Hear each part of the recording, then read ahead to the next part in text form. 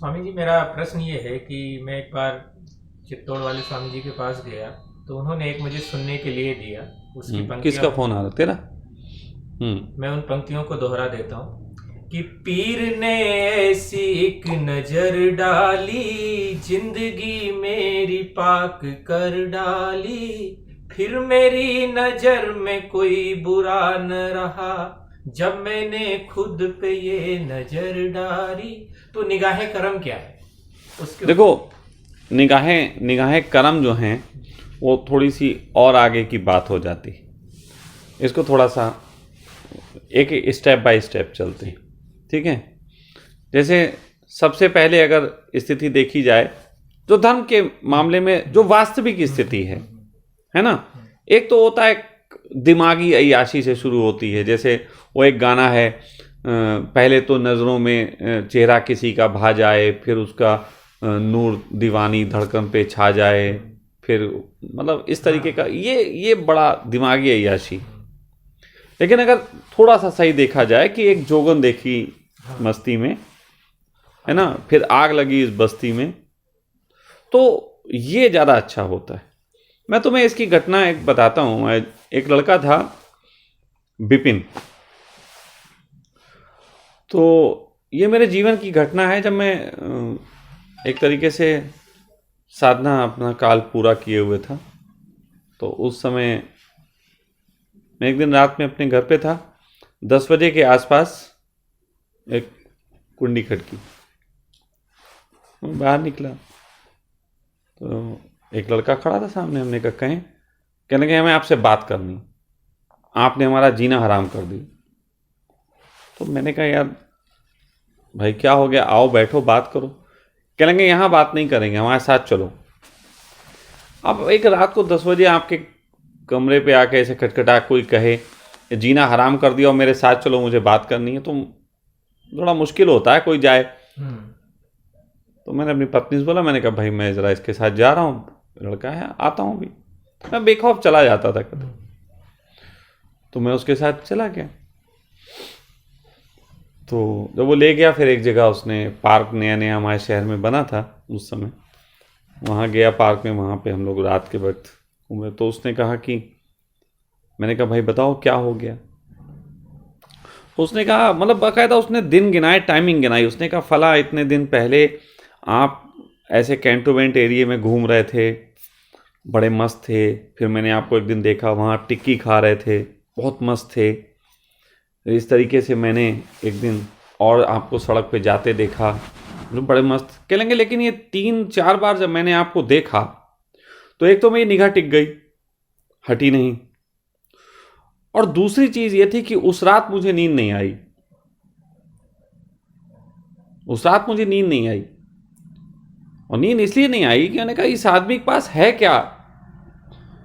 क्योंकि आपसे ज़्यादा यंग हूं मैं, पढ़ा लिखा हूं, मेरे पास पैसा आपसे ज़्यादा है, लेकिन फिर भी जब आपको देखा तो मुझे अपनी जैसे भिखारीपन का एहसास, या जो भी कह लो इस तरीके का उसका शब्द थे।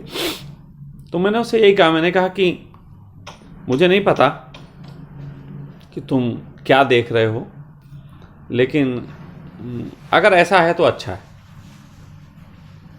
और फिर मुझे उसकी बात के बाद एहसास हुआ कि शहर में ऐसे कई लोग थे। उसने तो कह दिया, लेकिन मेरे शहर में ऐसे कई लोग थे, मैंने देखा। एक मुझे याद है, और ये मुझे जो बात कह रहा हूँ ये मुझे तब की बात कह रहा हूँ जब अध्यात्म में प्रवेश भी नहीं हुआ था, सन 90 की बात। तो जब मेरा प्रवेश भी नहीं हुआ था, एक छोटी सी लड़की थी, छोटी सी लड़की। उस समय वो 5th या 6th में पढ़ती होगी, और मैं अपनी दुकान पे बैठा करता था। मैंने उस लड़की के अंदर ये चीज़ नोटिस की कि वो जब निकलती थी, एक तो बड़ी क्यूट सी थी, मैं उसको देखता था क्यूट सी लगती थी, लेकिन वो एक अजीब निगाह से मुझे जहां से वो दिख जाती थी, मुझे वो वहां से देखती थी और फिर मुड़ मुड़ के देखती जाती थी। अच्छा, मैं कई बार ये सोचा कि शायद मैं देखता हूं इसलिए देखती हूं। तो मैंने कई बार ऐसी भी निगाहें की कि मैं उसे ना देखूं। दूर से आ रही, मैंने अपनी निगाहें फेर ली, लेकिन साइड निगाह से मैं वॉच करता रहा। वो मुझे देखती थी। क्या था ऐसा, क्योंकि तब तो मैं साधक भी नहीं था, तब तक मुझे कुछ हुआ भी नहीं था, ध्यान भी नहीं किया था। यानी कि उसकी निगाह इतनी गहरी थी कि वो बीज को पहचान रही थी। उसकी उम्र कम थी लेकिन उसकी प्रज्ञा बहुत थी। सांसारिक कारण ही कह लो कि मैंने उस लड़की से कभी मिलके बात करने की कोशिश नहीं की, लेकिन निश्चित ही मैं अगर कहूं तो वो शायद मुझसे भी 2 हाथ आगे रही होगी। लेकिन उसके देखने का ढंग ऐसा नहीं था कि उसकी आंखों को अगर मैं अभी भी देख पा रहा हूं, उसकी आंखों में वो ढंग भी नहीं था कि जिस ढंग में ये कहा जाए कि वो मुझे बच्चे की तरह देख रही हो। वो देखती बड़ी आशा भरी नजरों से थी। अच्छा, वो प्रेमी की निगाह भी नहीं थी, वो भी मैं पहचानता हूं। तो वो जो था, एक जोगन देखी मस्ती में एक और ऐसा इंसान मुझे याद आता है कि वो एक बैंक में काम करते हैं। क्या पोस्ट है मुझे नहीं पता, लेकिन मैंने उन्हें बैंक में देखा है। और बाद में मुझे एक बार वो एक सन्यासी के साथ दिखे थे, तो उन्होंने बताया कि ये बैंक में हैं। मैंने उस आदमी को ऐसा देखा कि मैं अगर कहीं जा रहा हूं, ज़्यादातर पैदल घूमता था, वो साइकिल से होते थे, तो जहां से वो मुझे देख लेते थे वहीं साइकिल रोक देते थे। और वहां साइकिल रोक देने के बाद वो जब तक मैं गुजर नहीं जाता था तब तक वैसे हाथ जोड़े खड़े रहते थे। अच्छा, मेरी उनसे कभी बात नहीं हुई जिनकी मैं बात बता रहा हूं, लेकिन ये वो निगाहें हैं जिन्होंने कुछ देखा। अब क्या देखा ये इनकी अपनी समझ है, मैं ये समझता हूं, लेकिन फिर भी क्या कहूं। तो एक तो चरण होता है एक जोगन देखी मस्ती में, लेकिन ये चरण अधूरा है। उसके बाद दूसरा चरण होता है कि किसी तरीके से निकट आ जाना। आप में से जितने लोग यहां उपस्थित हो, ये सब वही लोग हो कि पहले देख के आग लगी, उसके बाद यहां तक चल के आने की बात हुई। ये दूसरा चरण है कि तुम चल के आ गए। लेकिन चल के आ गए और यहां आने के बाद सोचा कि बस मैं प्रवचन दूंगा, क्योंकि वो आदतें होती लोग दिमाग में ना, गुरु प्रवचन देता है ये वो, या शाम को बैठ के ध्यान कराए, ऐसा कुछ तो होता नहीं। तो अगर कोई इस कल्पना से आया तो उसकी वो धारणाएं टूटेंगी कि कोई मैं गुरु वाला ट्रीट करूं, क्योंकि मेरा ढंग अलग है। तो ऐसे में वो आदमी गिर सकता है, उसकी स्थिति अच्छी होने के बाद भी गिर सकता है। एक जोगन देखी मस्ती में फिर वो भूल सकता है। लेकिन उसमें भी कुछ लोग होते हैं जो इस ढंग में नहीं पड़ते, जिन्हें बस संगत का मजा आने लग जाता है, साथ का मजा आने लग जाता है। तो वो दूसरा चरण है कि जब संगत का मजा आने लग गया कि तेरा साथ है तो मुझे क्या कमी है ना, अंधेरों से भी मिल रही रोशनी है, वो दूसरा चरण है। लेकिन फिर इसके आगे एक चरण है, वो थोड़ा सा कीमती है। वो कीमती है हेरत हेरत हे सखी, कि हेरत हेरत हे सखी कबीरा रहा हेराए। अब इस बात को भी थोड़ा सा बता देता हूं। एक तो हेरत हेरत हे सखी कबीरा रहा हेराए, ये बात एक तरीके की बहुत गहरी बात है। इसी तरीके से मिलती जुलती एक बात है कि रांझा रांझा करते करते आप ही रांझा होई। लेकिन इन दोनों में बहुत अंतर है, जमीन आसमान का अंतर है। रांझा रांझा करते करते आप ही रांझा हुई, ये केवल एक मानसिक स्थिति है। शरीर की 2 स्थितियां होती हैं, एक तो हार्डवेयर है आपका और एक सॉफ्टवेयर है। तो सॉफ्टवेयर के तल पे बहुत सारी स्थितियां लोगों को घटती, सब काल्पनिक, सब मानसिक, कि रांझा रांझा करते करते आप ही रांझा हुई। बहुत लोग ऐसे प्रेम में पड़ जाते हैं, कल्पनाओं के प्रेम में, अपनी ही एक धारणाओं को लेकर प्रेम में पड़ जाते हैं। इससे इनको मजा तो आता है लेकिन पूर्ण आनंद नहीं मिलता, क्योंकि शरीर 2 चीजों का जोड़ है, हार्डवेयर और सॉफ्टवेयर। एक आपका शरीर है जिसमें इनबिल्ट प्रोग्राम है, 7 चक्र हैं या 7 रोग हैं जिनको आप लेके पैदा हुए, और दूसरी तरफ जो है वो सॉफ्टवेयर है, जो आप समाज से सीखते हैं, जो आपकी धारणाएं हैं, जो आपकी लैंग्वेज है, जो आपका पहनावा है, जो आपका खान पान है, ये सब सॉफ्टवेयर में आते हैं। तो हेरत हेरत हे सखी वो थोड़ा सा अलग बात है, और रांझा रांझा करते करते आप ही रांझा हुई, ये दूसरी बात है। तो रांझा रांझा करते करते आप ही रांझा हुई में दिमाग है, उसमें कोई किसी को प्रेम कर सकता है, मानसिक स्थिति में वो फील कर सकता है, हर समय उसे फील कर सकता है, लेकिन वो पूर्णता नहीं है। वो प्रेम का तो परम लक्षण है, भक्ति का भी लक्षण कहा जा सकता है, लेकिन मैं एक होती है भक्ति और एक होता है भक्त। तो भक्ति तो हो गई कि जिसमें कोई दूसरा शामिल है, लेकिन एक भक्त होता है, जैसे कबीर भक्त हैं, लेकिन किसके हैं? वो पूरे अस्तित्व के हैं। तो भक्त होना दूसरी बात। तो भक्त लोग नहीं हो पाते।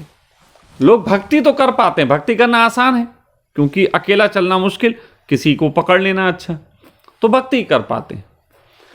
तो जो दिमाग के तल पे जीते हैं वो भक्त हो पाते हैं, वो भक्ति कर पाते हैं।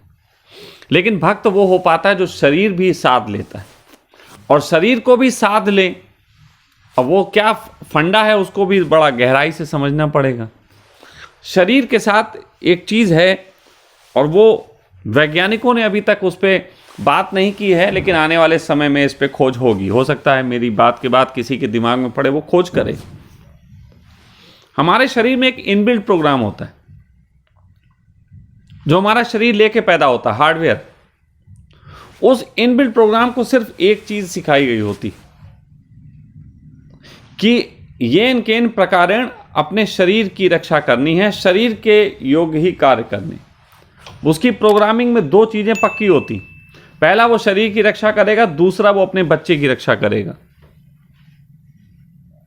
क्योंकि पदार्थ को ही बढ़ा रहा है, तो स्वयं की रक्षा करेगा। इसीलिए इंसान दो चीजों में परम रस लेता है, और परमात्मा का सहयोग है दो चीजों में, और वो दो चीजें हैं भोग और संभोग।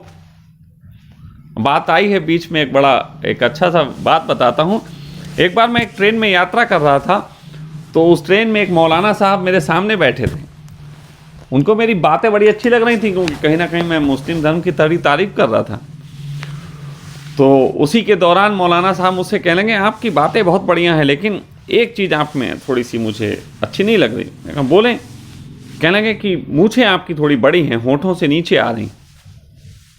पहले मेरी दाढ़ी थोड़ी बड़ी थी, तो मैंने कहा कि मूछें नीचे आ रही, इससे क्या दिक्कत है? तो उन्होंने कहा मूछें नीचे आ रही, इससे दिक्कत ये हुई कि खाना थोड़ा सा खाते वक्त लग जाता है। मैंने कहा मौलाना साहब,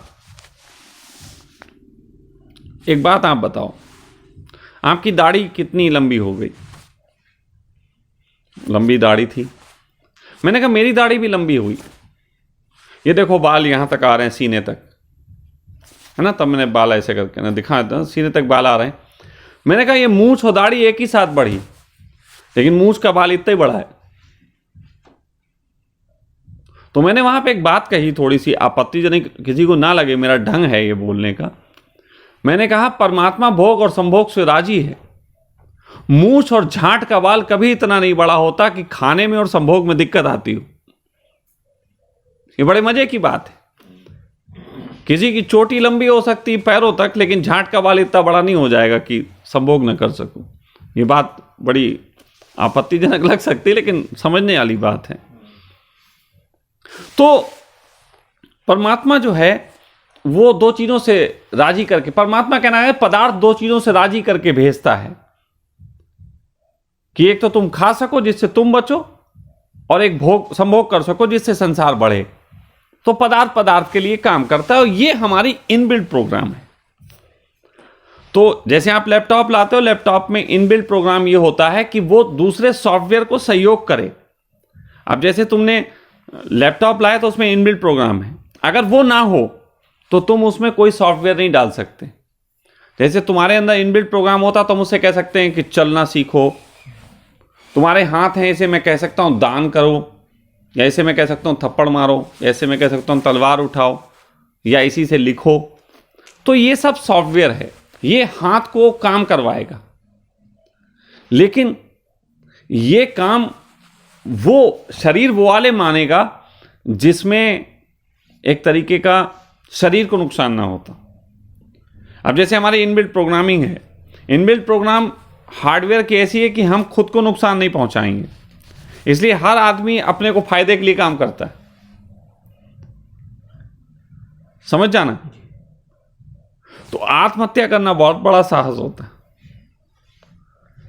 आप ऐसे खंजर पकड़ के अपने भोग नहीं सकते, उसके लिए बड़ा आत्मबल चाहिए। मैं तो कह रहा हूं कि जो ऐसा कर पाते हैं, जानबूझ के मार पाते हैं, भावादेश नहीं, जानबूझ के कि अब मैं अपने को समाप्त करता हूं, ये कोई बुद्ध पुरुष से कम नहीं। और इसीलिए जब सुसाइड की बात आती है, आप में से जिन जिन लोगों को सुसाइड के विचार कभी आए हों, तो आपको एक चीज का बड़ा पता होगा कि सुसाइड के विचार में ऐसा सोचते हैं, यार आराम से किस में मर जाएं, कुछ जरा आराम से मरने वाली तरकीब पता लग जाए। इसीलिए लोग ज्यादातर जहर खा के मरने की कोशिश करते हैं। खाने का बड़ा रस है, खा लेंगे, मरने के लिए भी खा लेंगे। तो शरीर में जो इनबिल्ट प्रोग्राम है वो आपको डिफेंसिव का प्रोग्राम है। लेकिन फिर आप क्या करते हो, जैसे कि आप धन कमा रहे हो, तो जब आप धन कमाते हो तो शरीर का वही प्रोग्राम आपका मन बन जाता है, वो रस लेता है उसमें, क्योंकि उससे उसे बचने में मदद मिल रही है और उसे अपने अहंकार को विस्तार देने में मदद कर रही है। तो शरीर की एक खूबी कि मैं हूं, इसके लिए धन चाहिए, लेकिन मेरे बच्चों के लिए भी हो तो बहुत सारा चाहिए, तो दोनों को काम हो रहा होता है, इससे मन निर्मित होता है। यह है हार्डवेयर। तो तुम मेरी कितनी भी ज्ञान की बातें सुनो, तुम ज्ञान की बातें मेरे शब्दों की सुन सुन के ज्यादा से ज्यादा इतना ही कर सकते हो कि अपने दिमाग को थोड़ा बदल लो। जैसे कि नॉनवेज खाते हो तो छोड़ सकते हो तो मेरी बातें सुन के खाना शुरू कर सकते हो, ऊपर ऊपर हो जाएगी। लेकिन अभी मैं कहूं कि कोई व्यक्ति अपना एकदम गर्दन काट के मुझे दे दे, हो सकता है अभी भावावेश में आप सब कह दो, अगर कोई ऐसा कह दे तो मैं उससे छोटे मोटे कुछ प्रयोग करवा लूंगा, नहीं कर सकता, क्योंकि इसके लिए आपका दिमाग राजी नहीं। दिमाग तो राजी है, लेकिन अंदर की इनबिल्ट प्रोग्राम सपोर्ट नहीं करेगी। इनबिल्ट प्रोग्राम कहेगी ये कैसी बात है, गुरुजी ने कैसे कह दिया। इसीलिए लोग गुरुओं को दान करने से डरते हैं, लोग पैसा देने से घबराते हैं, अपनी चीजों को मारने से घबराते हैं। देंगे तो उतना, 1 करोड़ है तो दे दिया 50,000, 1 करोड़ 1 रुपया दो तो बात है, तो लोग उतना देते हैं जितने में उनका काम चल जाता हम हो। तो दान का इसीलिए बड़ा महत्व बताया गया कि वो खंड दे देना जो चीज। खैर कुल मिला के बात हेरत हेरत है सकी, तो हेरत हेरत है सकी एक कमाल की घटना करती है। अगर आप गुरु की संगत में रहना शुरू करो तो एक तो यह है कि तुमने उसे सुना, एक तो यह है कि चलो उसकी पैर दबा के सेवा कर ली, और एक है कि उसके निकट बैठ के उसे निहारना। निकट बैठ के नहीं कि पड़ोस में, निकट रह के उसे निहारना, चलते फिरते देखना। तो जब आपका हार्डवेयर किसी दूसरे ऐसे हार्डवेयर को देखता है जो मन के पार गया, तो आपके हार्डवेयर के अंदर एक प्रोग्रामिंग होना शुरू होती है जो आपको भी मन के पार ले जा सकती है, बशर्ते आपको उससे प्रेम भी होना चाहिए। तो आपके अंदर से भी वो धीरे धीरे बनने लग जाता है। चाहे आप उसके, चाहे बहरा भी आके बैठे, कानों से कुछ भी ना सुने, लेकिन उसके अंदर वो प्रोग्रामिंग होने लग जाएगी। कई बार लोग ऐसे भी हैं जो सिर्फ देखते हैं और उनको देखने से आनंद आता है, हिम्मत आती है। वो भले ही कुछ वीडियो पे देख रहे हैं, निकटता से और फायदे हैं, वीडियो से भी लाभ है। ये युग बड़ा प्यारा है कि लोग अब वीडियो पे देख सकते हैं, वरना हमने पुरानी कहानियां सुनी केवल। तो इनबिल्ट प्रोग्राम आपकी जो हार्डवेयर है उसमें परिवर्तन का काम करता है। हेरत हेरत हे सखी कबीरा रहा हिराए, ये एक चरण है। और जब ऐसी तुम्हारी स्थिति हो जाती है कि अंदर से तुम बदलने लगे, तो गुरु को पता चल जाता है, जब अंदर से भी बदलने लगे। क्योंकि मस्तिष्क पे है, तुम्हारे भाव कितने अच्छे हैं वो अपना आशीष नहीं दे सकता। कौन सी बात कही थी तुमने? निगाहे करम। निगाहे करम। तो उसका निगाहे करम नहीं हो सकता। तुम्हारे दिमाग तक पहुंचने के लिए उसके शब्द काफी हैं, बटचोदी कर्म कह सकते हैं, बातों की ही कर्म हो गए।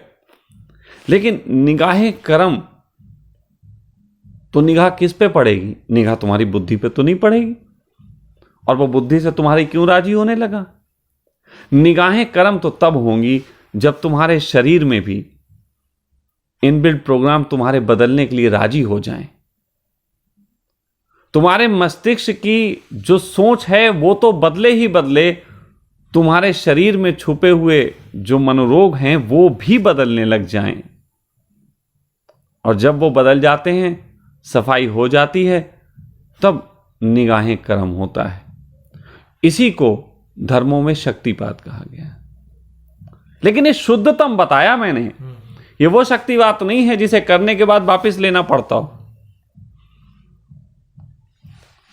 शक्तिपात शरीर का भी, जब आपका पूरे कोड बदल जाते हैं, आपके सारे चक्रों की शुद्धियां और सब हो जाता है। चक्रों की शुद्धि का यही अर्थ है कि हमारी इनबिल्ट प्रोग्राम बदल गई। लेकिन वो हु करने से, ठा करने से नहीं होगा। अब आप देखो कि कबीर रामानुज को निखारते थे। रामानुज थे उनके गुरु, रामानंद। तो रामानंद को निहारते थे, उनको देखते थे, उनसे कई बार कहते थे कि भाई हमें भी शिष्य बना लो। वो बनाते नहीं थे तो उनको दूर से निहारते थे। रामानंद को लगता होगा कि इसको, लड़के को पास रखना ठीक नहीं है, क्योंकि माँ बाप का पता नहीं कहाँ हिंदू है मुसलमान है। तो रामानंद उसको गुरु नहीं बनाते थे, लेकिन वो दूर से निहारता था। दूर का मतलब वीडियो से नहीं, दूर का मतलब थोड़ी दूरी पे देखना, छुप छुप के देखना, निहारना। अब सोचो, निहार के उसने हेरत हेरत हे सखी कबीरा रहा हिराए, ऐसी अवस्था में पहुंच गया। और फिर उस दिन वो लेटा नहीं था, जानबूझ के नहीं लेटा था मंदिर की सीढ़ियों। वो मंदिर की सीढ़ियों पे बस लेटा हुआ, और रामानुज कहते हैं घटना घटी, वहां से गुजरे, उनके पैर पड़े। उसके ऊपर जब पैर पड़े तो उन्होंने बोला राम राम, हे राम, ऐसे कुछ बोला। तो कबीर के लिए वही सूत्र हो गया। ये निगाहें कर्म ही था। ये कोई समझे ना समझे, ये निगाहें कर्म है कि जिस समय उसकी निगाह पड़ी उनके ऊपर, उससे पहले उस तरीके से कभी ना पड़ी थी। उस तरीके से निगाह रामानंद की पहले ऐसे कभी नहीं पड़ी थी उसके ऊपर, जैसी उस दिन पड़ी। और उसके बाद फिर कहते हैं कि वो रामानंद के पास कभी नहीं गए। काम हो गया, सूत्र मिल गया। लेकिन सूत्र उस लम्हे में मिला जब अंदर की सफाई हो चुकी थी। तुमने सुना कि कोई साधना की हो कबीर ने, कोई कुंडलनी जागरण की कोई प्रक्रिया की हो, कोई अनहद नाद के लिए कोई तैयारी की हो, सुरति नियति के लिए किसी शिविर में जाते हो, सुना? लेकिन कबीर तो सुरति नियति बता रहे हैं, अनहद नाद बता रहे हैं, कितने सारे सूत्र दे रहे हैं। तो ये पक्का है कि ये सूत्र हु ही करने से नहीं आए। ये सूत्र इससे नहीं आए। ये सूत्र आए हेरत हेरत हे सखी से, और उस पे निगाहें करम। फिर तो निगाह उठ जाना काफी है। गुरु के आशीष कई बार तुम्हारे ऊपर उठते हैं, लेकिन जैसे घाटियां होती हैं ना, तो उसमें आवाज लगाओ, टकरा के वापिस आ जाती, जरा जरा गूंज जाती। तो कई बार आशीष उठते हैं, कई बार आप में से बहुत लोगों को देख के भाव उठता है, गले लगा लेने के भाव उठता है, उन प्यार से भाव उठते हैं। लेकिन जब तक अंदर वो रोग है ना, वो भाव तुम्हारे मस्तिष्क शांत कर देते हैं, थोड़ा तुम्हें सुकून से भर देते हैं, थोड़ा ठंडा ठंडा फील होने लग जाता है। लेकिन वो भाव ही निगाहे करम है, तुम्हारी तैयारी नहीं, हमारी तो तैयारी। और जिस दिन वो चीज़ होगी कि एक आवाज़ गई और खो गई, गूंज के वापिस ना आई, काम हो गया। तो जो तुमने पूछा है ना, वो बस इतना सा खेल है निगाहें करम का, लेकिन इसके चरण हैं। तो सारे चरणों को अगर आप समझ जाएं तो कम से कम एक सीधा सीधा रास्ता चुन सकते हैं, बजाय घूम फिर के तमाशे करने के।